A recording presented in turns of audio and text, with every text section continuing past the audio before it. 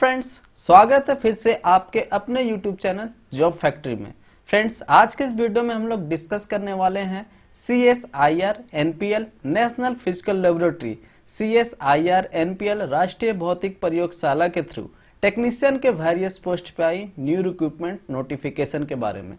तो फ्रेंड्स, इसके लिए आपके एलिजिबिलिटी कंडीशंस क्या हैं, कौन कौन से कैंडिडेट्स अप्लाई कर पाएंगे, फॉर्म आपको कैसे अप्लाई करना है, सारी डिटेल्स सारी इन्फॉर्मेशन आपको यहाँ ब्रीफ में डिटेल्स में दी जाएगी। तो प्लीज वीडियो के एंड तक बने रहें। वीडियो थोड़ा लॉन्ग होगा फ्रेंड्स, तो थोड़ा सा यहाँ पे आप टाइम दीजिए और अच्छी तरह से आप देख लीजिए एलिजिबिलिटी कंडीशंस को। अगर आप एलिजिबल है तो बहुत अच्छी अपॉर्चुनिटी है फ्रेंड्स, अच्छी खासी यहाँ पे गवर्नमेंट जॉब आपकी लगने वाली है, सैलरी भी इसमें अच्छी खासी आपकी रहेगी। अब बात करते हैं फ्रेंड्स इसके ऑफिशियल नोटिफिकेशन के बारे में। तो यहाँ पे आपको इसका एडवर्टाइजमेंट नंबर देखने को मिल जाएगा, जो है आपका 03/2022। Last date of receipt of application form जो है आपका 3 जुलाई 2022 तक आपका रहने वाला है। यहाँ पे आप देख सकते हैं फ्रेंड्स, आपकी जो यहाँ लेबोरेटरी है उसके बारे में यहाँ पे दिया हुआ है। CSIR जो है आपका national physical laboratory new Delhi से primary laboratory under the council of scientific and industrial research CSIR में आपका यहाँ पे आता है, जिसमें आपका यहाँ पे metrological institute created by act of parliament currently जो है डिटेल्स में दिया हुआ है। फ्रेंड्स, आप ब्रीफ में यहाँ पे रीड आउट कर लीजिए, CSIR के बारे NPL के बारे में यहाँ पे डिटेल में आपका दिया हुआ है। अब यहाँ पे फ्रेंड्स वैकेंसी के बारे डिटेल्स में यहाँ पे देख लेते हैं। तो देखिए, टेक्नीशियन के वेरियस पोस्ट पे आपकी वैकेंसी रहने वाली है। टोटल आपका 79 पोस्ट पे आपकी वैकेंसी है, जिसमें आपकी यहाँ पे UR जनरल के लिए 32 पोस्ट रहेंगे, EWS के लिए 8 पोस्ट है, OBC के लिए 21, SC के लिए 12 एंड यहाँ पे ST के लिए 6 पोस्ट यहाँ पे आपकी रहने वाली है। आउट ऑफ 79 पोस्ट जो है फ्रेंड्स, उसमें 3 पोस्ट जो है रिजर्व होंगे PWBD कैटेगरी के कैंडिडेट्स के लिए।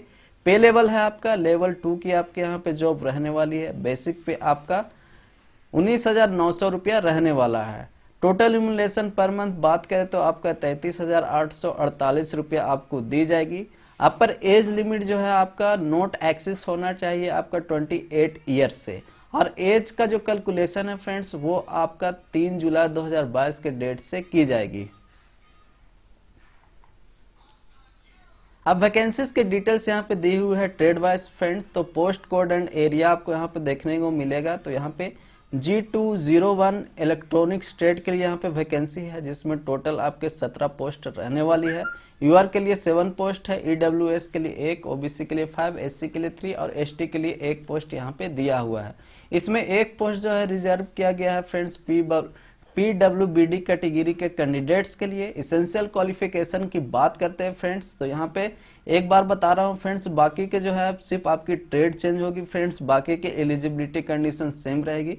तो यहाँ पे देखिए, SSC जो है आपका 12th मैट्रिक स्टैंडर्ड आपका पास आउट होना चाहिए साइंस सब्जेक्ट के साथ 55% मार्क के साथ।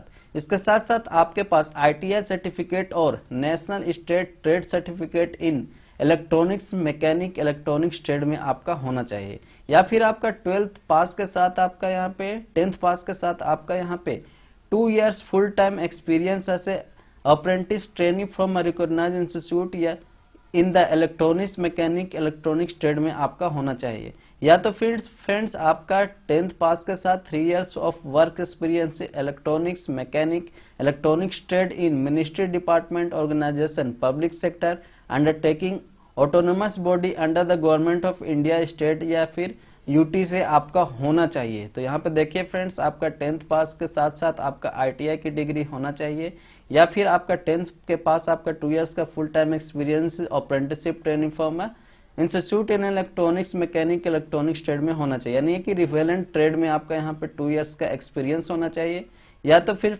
आपका 3 years का वर्क एक्सपीरियंस होना चाहिए पब्लिक सेक्टर में, या फिर आपका मिनिस्ट्री या डिपार्टमेंट ऑर्गेनाइजेशन से। अब यहाँ पे देखिए, नेक्स्ट जो आपका यहाँ पे ट्रेड है G202 पोस्ट के लिए इलेक्ट्रिकल के लिए है। इसके लिए 70 पोस्ट आपकी रहने वाली है फ्रेंड्स। इसके लिए भी आपका सेम ही है, बस यहाँ पे आपका चेंज जो होगा वो ट्रेड होगा फ्रेंड। तो यहाँ पे देखिए, इलेक्ट्रिकल है तो इलेक्ट्रीशियन ट्रेड में आपका ITI होना चाहिए, और 2 years का एक्सपीरियंस जो है वो इलेक्ट्रीशियन ट्रेड में ही आपसे मांगा जाएगा, या तो फिर 3 years का work experience electrician trade in ministry department organisation या पब्लिक सेक्टर में आपका मांगा गया है। तो यहाँ पे जितने भी ट्रेड दिए हुए हैं देखिए, इंस्ट्रूमेंटेशन है तो इंस्ट्रूमेंटेशन ट्रेड में आपका ITI डिग्री होना चाहिए, एक्सपीरियंस भी आपका होना चाहिए। कंप्यूटर भी ट्रेड के लिए आपका यहाँ है फ्रेंड्स, इसके लिए भी यहाँ पे आप देख लिए ITI इन कंप्यूटर ऑपरेटर कम प्रोग्रामिंग असिस्टेंट ट्रेड में आपका मांगा गया है। नेक्स्ट आपका फीटर ट्रेड के लिए है फ्रेंड्स, आप देख लीजिएगा एलिजिबिलिटी कंडीशन जो है सेम ही है, 2 इयर्स का एक्सपीरियंस होना चाहिए या फिर आपका 3 इयर्स का एक्सपीरियंस मांगा गया है रिवेलेंट ट्रेड में। अब यहाँ पे देखिए जितने भी आपकी ट्रेड दी हुई है, जिस भी ट्रेड से आप बिलोंग करते हैं उसकी वैकेंसी की डिटेल्स आप यहाँ पे देख लीजिएगा। वेल्डिंग के लिए यहाँ पे आपकी रहने वाली है, मैकेनिस्ट के लिए आपकी वैकेंसी है, ड्राफ्ट्समैन के लिए है, इसके बाद आपकी टूल्स एंड डाई मेकर के लिए है, डीजल मैकेनिक की यहाँ पे है, टर्नर के लिए है फ्रेंड्स। यहाँ पे देखिए बहुत सारे यहाँ पे ट्रेड पे है, सीड मेटल के ट्रेड की वैकेंसी है, ग्लास बॉलर के लिए है, उसके बाद आपकी यहाँ पे रेफ्रिजरेशन एंड कंडीशनिंग की पोस्ट के लिए यहाँ पे आपकी वैकेंसी रखी गई है। अब यहाँ पे categories for the person with benchmark disability से PWBD से जो रिलेट करते हैं उनके लिए यहाँ पे डिटेल्स दिया हुआ है, कौन कौन से कैंडिडेट्स अप्लाई कर पाएंगे फ्रेंड्स। अब यहाँ पे जनरल इंस्ट्रक्शंस यहाँ पे दी हुई है, तो जो मेन इंस्ट्रक्शन यहाँ पे दी हुई है फ्रेंड्स देखिए, ओनली आउट स्टेशन कैंडिडेट्स जो है called and found the eligible for the test, exam will be paid and fro single second class rail fare from the actual place of undertaking and journey जो आपका फी है friends आपको दिया जाएगा। अगर आप आउटसाइड ऑफ स्टेशन के हैं तो आपका जो जर्नी का जो रेल का जो फेयर है वो आपको रिटर्न कर दिया जाएगा कमीशन के थ्रू। तो यहाँ पे उसके लिए फ्रेंड्स आपका यहाँ पे देखिए, Delhi railway station on production of rail tickets जो है वो आपको अपने प्रूफ और जर्नी के साथ आपको सबमिट करना होगा। अब रिलेशनशिप के बारे में दी हुई है फ्रेंड्स, तो यहाँ पे जो अपर एज लिमिट है रिलेशनशिबल होगा आपका 5 years for SC ST and 3 years for OBC as per the government order and force only in this case आपका रहने वाला है। तो यहाँ पे SC ST and OBC category के कैंडिडेट्स के लिए एज रिलेशन दिया जाएगा 5 years SC ST के लिए एंड 3 years OBC कैटेगरी से बिलोंग करने वाले कैंडिडेट्स के लिए। तो बहुत सारे यहाँ पे दी हुई है डिटेल्स में, आप ऑफिशियल नोटिफिकेशन को चेकआउट कीजिएगा फ्रेंड्स। जो मेन पॉइंट्स है वो सब मैं यहाँ पे ढूंढ कर आपको बता दे रहा हूँ फ्रेंड्स। अब यहाँ पे बात करते हैं फ्रेंड मोड ऑफ सिलेक्शन जो है वो कैसे रहने वाला है। तो यहाँ पे देखिए मोड ऑफ सिलेक्शन के लिए आपका यहाँ पे एग्जामिनेशन लिया जाएगा, एग्जामिनेशन का पैटर्न आपका दिया हुआ है। Mode of examination OMR based या फिर कंप्यूटर बेस्ड CBT एग्जामिनेशन आपका MCQ choice multiple choice question से आपका लिया जा सकता है। मीडियम ऑफ क्वेश्चन आपका यहाँ पे बायलैंग्वेज होगा, इंग्लिश या हिंदी लैंग्वेज में आपसे पूछा जा सकता है। स्टैंडर्ड ऑफ एग्जामिनेशन जो है आपका SSC प्लस ITI या 12th स्टैंडर्ड का आपका ना रहने वाला है। तो 10th मैट्रिक का और ITI में जो भी ट्रेड है उससे रिलेटेड आपके क्वेश्चन पूछे जाएंगे, जिस भी ट्रेड से आप रिलेट करते हैं, या तो फिर आपका 12th स्टैंडर्ड के क्वेश्चन पूछे जाएंगे। टोटल नंबर ऑफ क्वेश्चन आपका 150 रहेगा। टोटल टाइम जो है ड्यूरेशन ऑफ एग्जाम आपका 2.5 घंटे का रहने वाला है। सिलेबस ऑफ एग्जामिनेशन यहाँ पे देख सकते हैं फ्रेंड, पेपर 1 जो है पार्ट 1 जो है उसके लिए आपका 1 आवर का टाइम अलॉट किया जाएगा, जिसमें मेंटल एबिलिटी के टेस्ट आपके पूछे जाएंगे। नंबर ऑफ क्वेश्चन 50 होंगे, मैक्सिमम मार्क्स आपके 100 यहाँ पे रहने वाली है। नेगेटिव मार्क्स की बात करते हैं तो there will be no negative marks यहाँ पे रहने वाला है। तो बहुत अच्छी खासी अपॉर्चुनिटी है फ्रेंड्स, यहाँ पे कोई भी नेगेटिव मार्किंग नहीं है एग्जामिनेशन के लिए। अब यहाँ पे पेपर 2 जो है आपका 30 मिनट्स के लिए अलॉट है, जिसमें जनरल अवेयरनेस के 25 क्वेश्चन, इंग्लिश लैंग्वेज के 25 क्वेश्चन रहेंगे। मैक्सिमम मार्क्स आपका 75 रहेगी जनरल अवेयरनेस के लिए और 75 के लिए क्वेश्चन मार्क्स रहेंगे आपका यहाँ पे इंग्लिश लैंग्वेज के लिए। अब यहाँ पे इसके लिए इस पेपर के लिए नेगेटिव मार्किंग यहाँ पे दिया हुआ है friends, 1 negative mark for every wrong answer पर आपके यहाँ पे कट किए जाएंगे। पेपर 3 जो है फ्रेंड्स वो आपका कंसर्न सब्जेक्ट जिस भी ट्रेड से आप बिलोंग करते हैं उससे रिलेटेड आपसे क्वेश्चन पूछे जाएंगे। नंबर ऑफ क्वेश्चन आपके 50 होंगे, मैक्सिमम मार्क्स आपका 150 रहेगा। इसके लिए भी वह 1 नंबर आपका नेगेटिव मार्किंग यहाँ पे ली जाएगी। अब यहाँ पे हाउ टू अप्लाई बताया गया है। तो फ्रेंड्स यहाँ पे सेपरेट एप्लीकेशन आपको सबमिट करनी होगी ऑफलाइन मोड में। डिफरेंट पोस्ट के लिए अगर आप यहाँ पे अप्लाई कर रहे हैं तो आपको सेपरेट अलग अलग एप्लीकेशन फॉर्म सेंड करना होगा, प्रिस्क्राइब फॉर्मेट जो आपका दिया हुआ है ऑफिशियल वेबसाइट पे उसको डाउनलोड करके। इसके लिए फ्रेंड्स यहाँ पे देखिए आपको फी जो है वो आपको कैसे देनी है। तो एप्लीकेशन फी जो है आपको 100 रुपीज़ जो है in the form of cross demand draft pay order drawn on a nationalized bank valid for the at least 3 months of the favor of director national physical liability payable at the New Delhi is to be sent in the envelope separately।